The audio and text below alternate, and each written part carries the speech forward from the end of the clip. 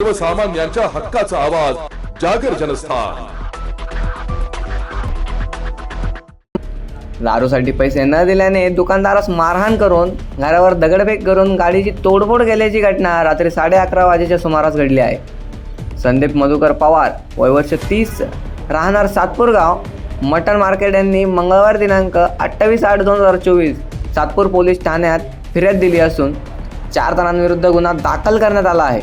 अधिक माहितीनुसार संदीप पवार हे दुकान बंद करून घरी गेले असता त्यावेळी आरोपींनी फिर्यादीने दारूसाठी पैशाची मागणी केली, मात्र त्यांनी पैसे देण्यास नकार दिला। यामुळे आरोपीने फिर्यादीला शिवीगाळ करून मारहाण केली व तसेच हत्याराने मला व भाचा शुभम बोराडे याला गळ्यावर व डोक्यात वार केला। तसेच उभी असलेल्या गाडीवर घरावर दगड फेकून आर्थिक नुकसान केले आहे। या प्रसंगी संबंधितावर कडक कारवाई व्हावी व झालेल्या नुकसानाची भरपाई द्यावी अशी मागणी पवार कुटुंबियांनी केली आहे। संदीप मधुकर पवार काल 11:11 दरम्यान 2-3 कस्टमर आले, ₹10 पैसे द्या म्हणून।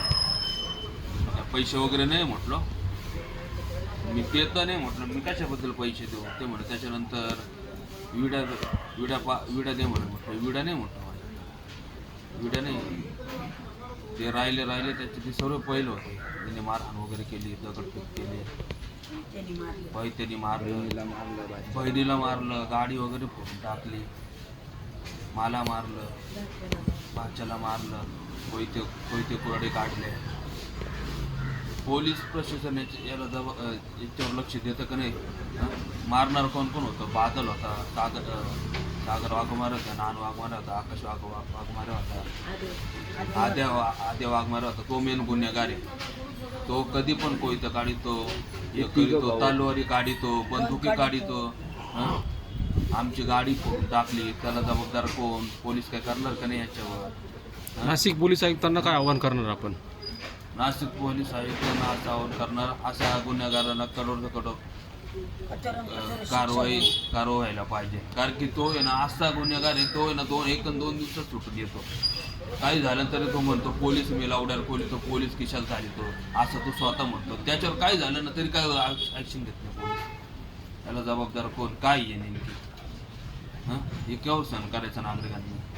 त्याचं आत्तापासून नाही, पहिल्यापासून कोयते घेऊन ये, तलवारी घेऊन ये, IMI सवयीची मुद्दाम उतारी माग, सिगरेट माग, हे माग, ते मागायला गेलं तर आई बहीण काढितो, डायरेक्ट कोयते वगैरे काढितो।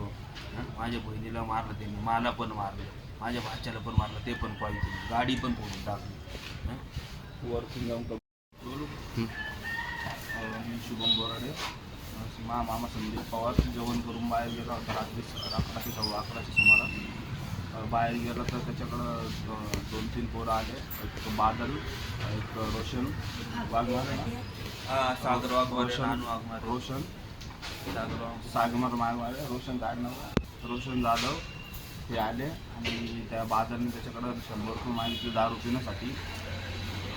तर तो म्हणा नाही आहे, त्याच्याकडं कानपट्टी मारले आणि 3-4 जण लगेच फक्त मारायला लागले।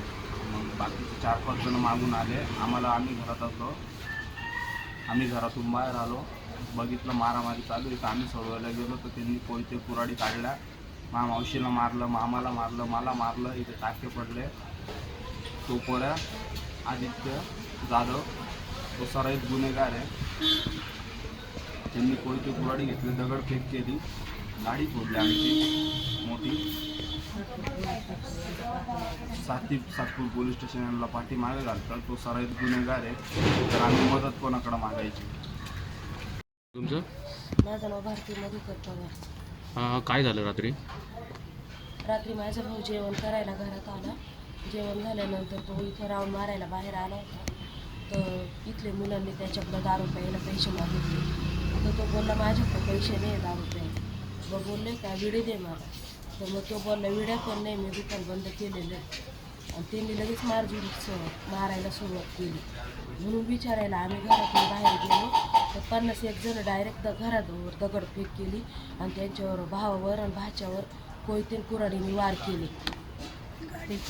गाडी पण फोडली, घरावर दगडफेक केली, मानेवर, कपाळावर, कंठावर कोयत्याचे वार केले. आपली काय मागणी आहे?